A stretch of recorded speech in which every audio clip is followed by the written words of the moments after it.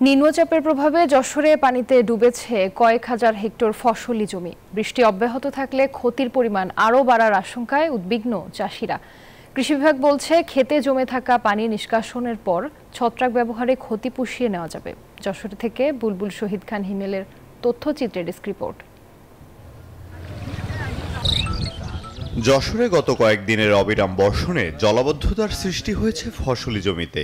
আগাম জাতের শীতকালীন সবজির ক্ষেতগুলো তলিয়ে গেছে বৃষ্টির পানিতে। খেতে জমে থাকা পানি যাতে কোনো ক্ষতি করতে না পারে সেই চেষ্টায় এখন ব্যস্ত চাষিরা। সব তলায় গেছে, কপি, মূলো, পেঁয়াজ, তারপরে পটল। বৃষ্টির কারণে শীতকালেও সবজি মাছ যাচ্ছে এবং বর্ষাকালেও মাছ যাচ্ছে। পানিগুলো সব এখানে আটকে থাকতেছে এবং বন্যার মতন একটা অবস্থা হয়ে যাচ্ছে। এনজিওর কিস্তি প্রথমবার বিকাশ পেমেন্ট করলেই 20 টাকা ইনস্ট্যান্ট ক্যাশব্যাক। তলিয়ে গেছে আমনের ক্ষেত, ধানের উপরিভাগ পর্যন্ত উঠে গেছে পানি। এতে দুশ্চিন্তায় পড়েছেন ধান চাষিরা। ধানের উপরে 2 হাত পানি আছে।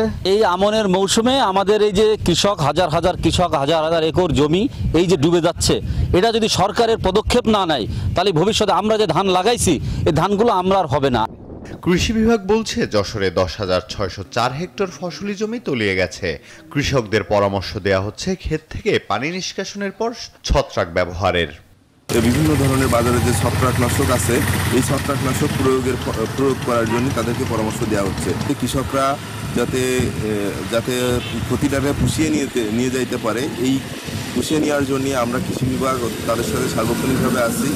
যশোরে এবছর আমন ধান ও সবজির চাষ হয়েছে 1,47,560 হেক্টর জমিতে। এর মধ্যে 10,504 হেক্টর জমিতে জলাবদ্ধতার সৃষ্টি হয়েছে। Desk report, news 24।